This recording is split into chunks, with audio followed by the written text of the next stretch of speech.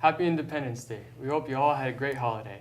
And to the show, welcome to In the Red Zone with Matt and Cal. I'm Matt. And I'm Cal. And this show begins our win-loss predictions for the teams of the NFL. And today we begin with the AFC East. No surprise here, number one will be... The New England Patriots. And what's the record do you have them? 9-7. I have them going 10-6. Why do you have 9-7? Surprising. I mean, I think we all know they're not going to be the same Patriots they've been, through the past 10 years. But I think they've lost so much. I mean, Brady's lost 4 of his top 5 targets. That's pretty big to lose. So, I mean, if Damian Amendola comes up and really has a good year, then yeah, they could go 10-6. But I just don't see, he's never really had that breakout year because he's always been hurt. So I just see 9-7 would be the most logical answer. Well, our records are very similar. But without Welker, of course, Amendola, like you said, has big shoes to fill. And Brady is smart, and Belichick is brilliant. And I think the Patriots, if they win the division, it'll be their 12th division win in the last 13 years. And, that's quite a dynasty, I guess you could say. Yeah. And Welker was the top Patriots receiver for all 6 years with the team. And Amendola is similar to Welker in size, but he's never had a 1,000-yard season or 100-catch season. But he did play for St. Louis. That's kind of hard to really come out. I mean, Sam Bradford's not a horrible quarterback, but he's no Tom Brady. Right, he isn't Tom Brady. I think that Brady and Amendola, I think they'll be frustrated with each other. Mostly Brady to Amendola, because what's his argument gonna be? But I think they're going to work it out. And, with Brandon Lloyd gone and all the other wide receivers gone, I think they'll have to look to Michael Jenkins, veteran receiver, to step up. And, Hernandez is out with all that going on. Yeah. But Gronkowski's still there. And Jake Ballard is also a pretty good tight end, and he can fit into that 2 tight end set. I think Gronkowski's, if he's getting hurt so much now, when he's, 26, 25, 26, maybe he has 3 or 4 good solid years like he's had left. And then if he's getting hurt like this now when he's this young, there's no way he can hold up throughout his career. That's a good point. Like, he could have all these surgeries, and then 1 year surgeries are really going to catch up to him. They are going to catch up to him. But I do see improvement on their defense, too. Well, yeah. They started this in, the middle of last year. They really started focusing on that defense. Right, and then, with their offseason transactions, with signing D-tackle Armin Armstead and safety Adrian Wilson. Yeah, those are good signs. Their defense is going to step up. And I see 10-6, and they're only playing 5 teams who were above 500 last year. So, they got an easy schedule. And I see, what do you see their losses from? I see kind of Atlanta, Cincinnati. Yeah, the AFC East is playing the, NFC South, and with Atlanta, and that's such a tough division, especially now that the Saints got their star power back, and with Sean Payton coming back. That's really going to play a toll on the AFC East as a unit. So I have the AFC East being one of the weakest divisions in the NFL this year. Really? So it's just they've lost so much, and I mean they've added some, which is definitely good, but it's just as a division they're going to be pretty weak this year. New England also has to play teams like Denver and Houston. Yeah, and they're stepping up. And the Denver's, in my opinion, is the favorite coming out of the AFC East. Really? So that's kind of. I guess we'll talk about that later, right? We will. I mean, all right, who you got at number 2? Number 2, I have the Miami Dolphins going 8-8. And I think even though they only have 1 game better than last year, I see huge improvement. And despite 9 games last year were decided by 1 possession or less, and they only won 3 of those 9 games. Mm-hmm. So this year, as an improvement, other than just winning 1 more game, I see kind of them winning by more. In those 8 games. They won't be so close. They'll be winning by substantial amounts. Right, and Tannehill, his problem is he hesitates in clutch situations, and he loses confidence in himself or either his receivers downfield, and their O-line is not strong enough to defend that long, But he's making huge strides, and he'll only continue to do better. And I think I see their strong wins against Cleveland, Carolina, and the Jets. Yeah, I have to agree with you. The Dolphins are a better team. but I only have them going 7-9 again because, well, for one, Dion Jordan I think he's a good D end. He's a good pickup. I think he was one of the better defenders in the draft. Mm-hmm.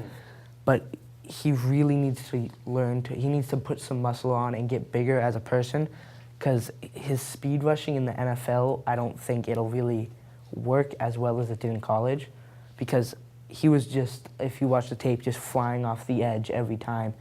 And that's not always going to work, especially with now running backs more and more starting to learn how to block. Right. So, like a chop block or something of the sort will just mess up his whole idea of what he does.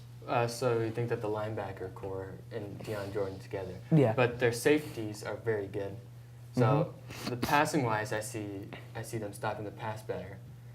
As far as the run goes, I agree. Dion Jordan is going to need to. Yeah, but they'll definitely do better in the pass. Mm-hmm. The pass will definitely be better. And I think the signing of Mike Wallace, it was a good sign, but I think they overpaid for him.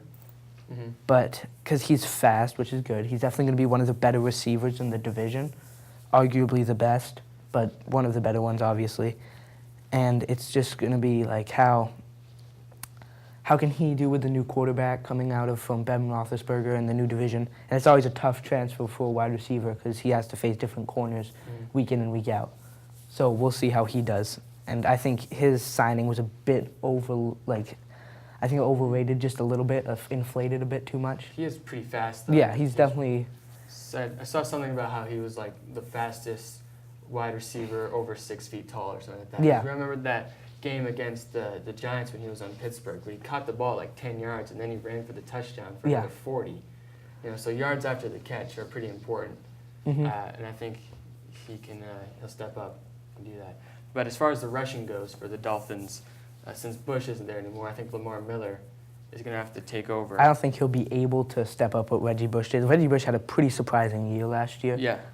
In the past years he's been with the Dolphins, I don't think anyone really saw him being so successful. Right. So it'll be Miller's only his second year in the league, so I think that's going to be kind of a weak point for them with the rushing. And it's because Reggie Bush, he looked like he back when he was with the Saints, back when he was really one of the top rushers in the league. So that's going to be tough shoes to fill. Right. So the Dolphins, like I said, 7-9, you 8-8.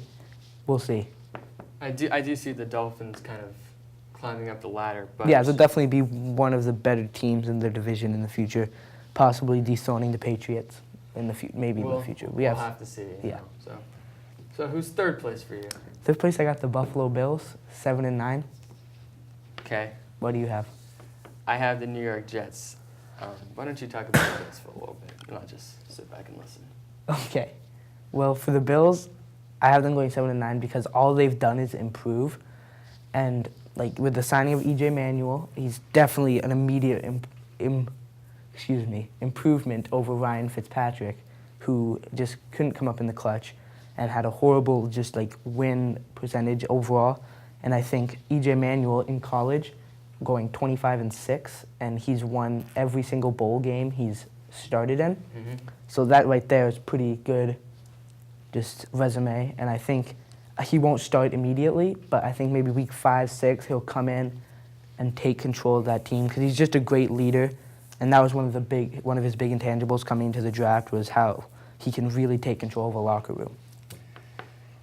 I do not have the Buffalo Bills winning 7 games. I do know that. I don't see that happening at all. I have them in last place at 4-12 because they have a new coach, and E.J. Manuel, I just don't see what they see, I guess. And I believe it's the opposite. I think he's going to start.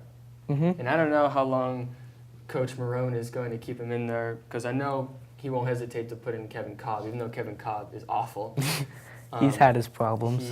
He's a veteran quarterback, so I guess he kind of knows the ropes a little bit. But they had the 16th pick, and they passed on Geno Smith, Tyler Wilson, Matt Barkley, Matt Glennon, and Ryan Nassib, where Coach Marone coached at Syracuse. So I don't understand what he has that none of the other guys have. Well, for one, he had a better 40 time than Geno Smith. So if we're going to go by speed, he is faster than Geno Smith. And he has a better win percentage than all of those quarterbacks you listed, except for Geno Smith. And I think Geno Smith did look like, statistics-wise, the better quarterback coming out of the draft. But I think if you watch some tape, a lot of his throws were behind the line, and he had Tavon Austin to throw to, one of the fastest players in college football. So I think he really helped him, and I just think that I'm not saying E.J. Manuel is the best quarterback coming out of the draft. I think that has to go to Geno Smith. But I think E.J. Manuel, what the Bills really saw was, since they got the new coach coming in, E.J. Manuel has the most potential out of all those quarterbacks, and I think you can agree with that he has the most ability to grow. I think he's one of the lowest quarterbacks, but he has the most ability to grow. And with the new coach and the new schemes and all the new stuff, it'll really have him grow. So, and he'll grow well there because Doug Marrone really wants to do a high-paced offense.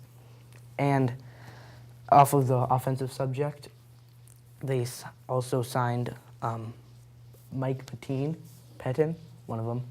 He was the defensive coordinator of the Jets the 2 years they went to the AFC Championship, losing both to the Colts. Well, one to the Colts, one to the Patriots. So I just think he'll really bring a new idea of defense to the team. So I just think he'll be better. Well, I think E.J. Manuel's biggest problem is his secondary reads. And I think he's going to try and hit Steve Johnson a lot. And, that might work in the first half, but then teams are going to figure out that that's who he wants to throw to. And they're going to work a lot on defending him, especially when you have to play teams with a good cornerback set and good defensive backfield. And I think he's going to have trouble making the reads to the other players. Well, the Bills also drafted Robert Woods, second round, who was the leading. He was the leading SEC or Pac-10 wide receiver coming out of USC. So he's going to be a good target for him. Could be number 2 receiver on the team? Yes, and then undrafted free agent Derrick Rogers, who was the leading wide receiver in the SEC in 2011 for the Vols, but having some off-the-field issues, if he can straighten that up, then I think he could definitely be one of the better receivers coming out of the draft. I see. But as far as the running back situation goes now, they have one of the best running back corps in the league. And Fred Jackson and C.J. Spiller will be depended upon greatly this season. I think they really got to give C.J. Spiller more of a workload because last year, 207 yards, and he still was in the top 10 rushing yards. That's incredible. Right. So I think C.J. Spiller is definitely one of the better running backs. Because they have 2 different type of running schemes, and they both can run very well.